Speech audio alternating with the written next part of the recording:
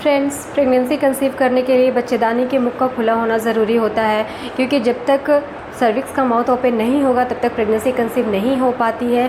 क्योंकि सर्विक्स का माउथ जो होता है वहाँ से स्पर्म होते हुए फैलोपियन ट्यूब तक पहुँचते हैं, और यदि किसी भी कारण से सर्विक्स का माउथ ओपन नहीं होता है तो प्रेगनेंसी कंसीव नहीं हो पाती, क्योंकि स्पर्म जो है वो फैलोपियन ट्यूब तक नहीं पहुँच पाते हैं। तो हमें कैसे पता चलेगा कि सर्विक्स का माउथ कब ओपन हो रहा है, इसके क्या क्या सिम्टम्स हैं, इन सारी बातों को हम डिस्कस करने वाले हैं आज के इस वीडियो में। तो वीडियो काफ़ी इन्फॉर्मेटिव होने वाली है, एंड तक देखिएगा। और पहली बार मेरे चैनल को विजिट कर रहे हैं तो ज़रूर से सब्सक्राइब करें, बेल आइकन को भी प्रेस कर दें ताकि इसी तरह की और भी वीडियो की नोटिफिकेशन आप तक सबसे पहले पहुँचे। तो चलिए वीडियो को स्टार्ट करते हैं। ऐसा कौन सा टाइम है जिस समय आपके बच्चेदानी का मुख खुलता है? 3 ऐसे फेज़ होते हैं, 3 ऐसा टाइम होता है ना जिस समय सर्विक्स का माउथ ओपन होता है। तो सबसे पहले इसके लिए आपकी जो पीरियड लेंथ है, सपोज़ कि 30 दिन की है या 28 दिन की है, तो ये पूरे महीने में ना 4 से 5 दिन का ऐसा टाइम होता है ना जिस समय सर्विक्स का माउथ ओपन होता है, बच्चेदानी का मुख खुला होता है, और उस समय ही प्रेगनेंसी कंसीव होती है। क्योंकि माउथ ओपन होता है और जो स्पर्म है वो बहुत ही आसानी से सर्विक्स के माउथ से होता हुआ फैलोपियन ट्यूब तक पहुंचता है, ठीक है। तो वो 5 दिनों को समझना, मॉनिटर करना बहुत ज़रूरी होता है। उस समय बॉडी आपको बहुत सारे सिम्टम ऐसा दे रही होती है जिससे आप समझ लेते हो कि सर्विक्स का माउथ ओपन है। मैं पहले बात करूँ सिम्टम्स की, तो सबसे पहला जो सिम्टम है, उस समय आपको जो डिस्चार्ज होने वाला है वो स्लिपरी, वाटरी, पारदर्शी होगा। अगर आप स्ट्रेच करके देखोगे एक लंबा थ्रेड जैसा आपको दिखेगा। अगर आप हाथ से ऐसे करके देखोगे ना, एक लंबा थ्रेड बनेगा, बहुत ज़्यादा स्लिपरी होता है। और इसके पीछे का कारण भी है कि वो ना चिपचिपा होता है, जिसके वजह से क्या होता है कि स्पर्म जो है ना वो बहुत ही आसानी से स्विम करता हुआ सर्विक्स तक पहुंच पाता है। जो स्पर्म की तैरने की गति है ना वो तेज़ हो जाती है इस स्लिपरी डिस्चार्ज की वजह से, जो कि बिल्कुल ही नेचुरल है और ये प्रकृति की तरफ से है ताकि प्रेगनेंसी कंसीव आप कर पाओ।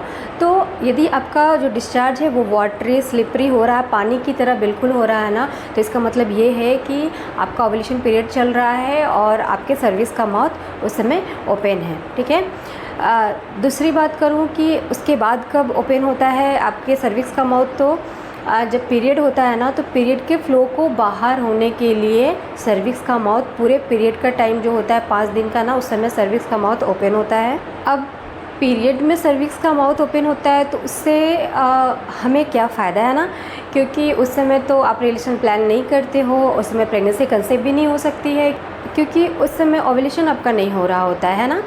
तो पहले के ज़माने में ऐसा होता था ना कि पीरियड साइकिल जिसकी भी छोटी है, कम दिनों की होती है, तो उसका क्या होता था कि 2 से 3 दिन में पीरियड खत्म चले जाते थे, और लास्ट जो पीरियड का होता था ना, उस समय रिलेशन प्लान करते थे और उस समय प्रेगनेंसी कंसीव होती थी। क्योंकि जिनकी भी शॉर्ट साइकिल है उनके लिए है ये कि जिनकी भी शॉर्ट साइकिल है उनका जो ओवुलेशन है वो बहुत ही जल्दी हो जाता है। पीरियड ख़त्म होने के 2 से 3 दिन बाद ओवुलेशन हो जाता है। यदि मेन के सेल्स ट्यूब में होते हैं और उनका ओवुलेशन होता है, एक बाहर आता है, तो दोनों का मीटअप हो जाता है, फर्टिलाइजेशन होता है और उनको प्रेगनेंसी कंसीव हो जाती है। तो ये प्रोसेस होता है, ये उनके लिए है जिनकी शॉर्ट साइकिल है, ठीक है। और तीसरी बार तब सर्विक्स का माउथ ओपन होता है जब प्रेगनेंसी कंसीव हो जाती है और फाइनली डिलीवरी का टाइम होता है। तो ये बात की बात है। बाकी ये दोनों जो है, एक तो ओवुलेशन के टाइम पे और दूसरा आपके पीरियड्स के टाइम पे आपके सर्विक्स का माउथ ओपन होता है। कई कारण हैं सर्विक्स का माउथ ओपन नहीं होने के। ओवुलेशन हो रहा होता है, सब कुछ नॉर्मल होता है, आपके रिपोर्ट्स भी नॉर्मल होते हैं, उसके बाद भी प्रेगनेंसी कंसीव नहीं होती है।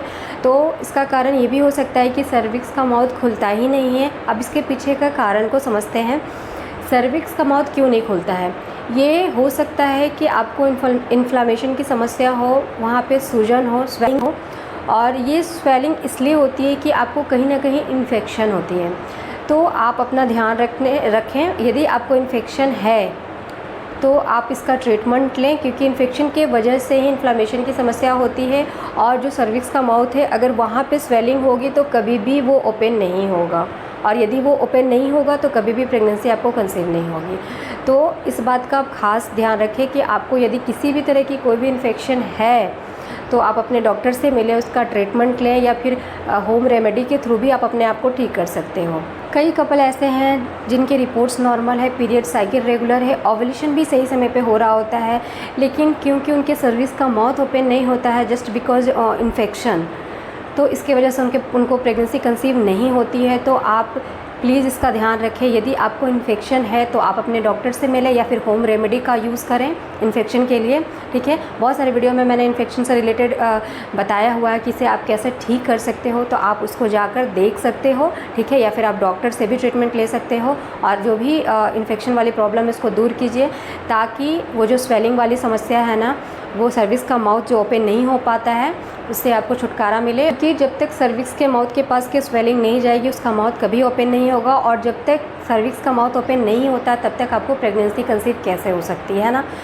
तो इस बात का आप खास ख्याल रखें। फ्रेंड्स, आज के वीडियो में हमने जाना कि पीरियड्स के बाद ऐसा कौन सा टाइम है जिस समय बच्चेदानी का मुख खुलता है और प्रेगनेंसी के चांसेस सबसे अधिक होते हैं, ठीक है।